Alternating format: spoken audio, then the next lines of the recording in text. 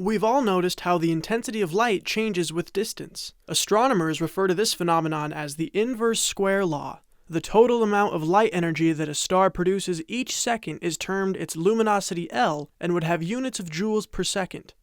Since stars are far enough away to be, quote, point sources, the light is spreading out equally in all directions, distributed over the surface area of a sphere whose radius r is the distance to the star. Since the surface area of a sphere is equal to 4 pi r squared, the intensity of light that we see or measure with an instrument is given by intensity equals luminosity divided by the surface area of a sphere. The SI unit of intensity is joules per meter squared per second. Note that the luminosity of the star is constant, as is the 4 pi, so the intensity scales as 1 over the separation squared.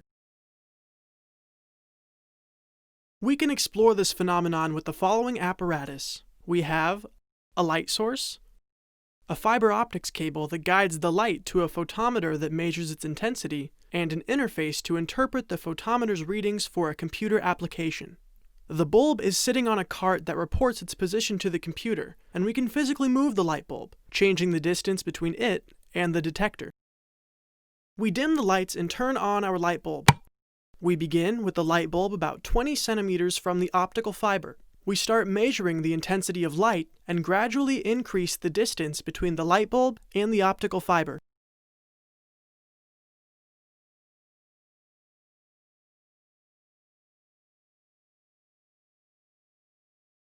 When we carefully take intensity readings at a range of distances, we get the curve shown here, clearly displaying how light falls off as 1 over distance squared.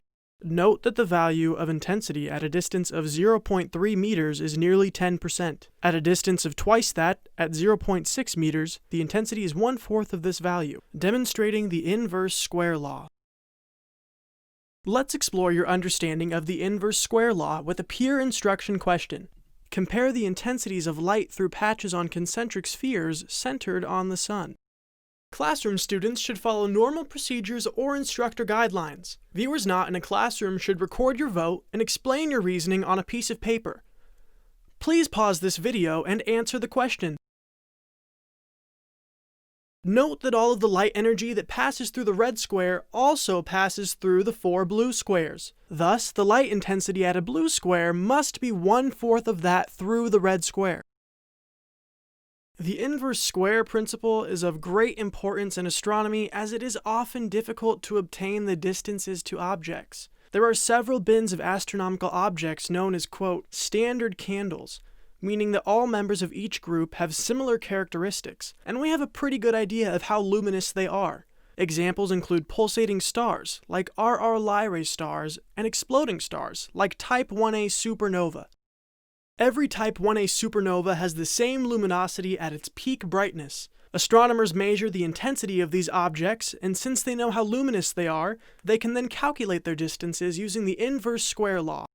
More teaching materials can be found at astro.unl.edu.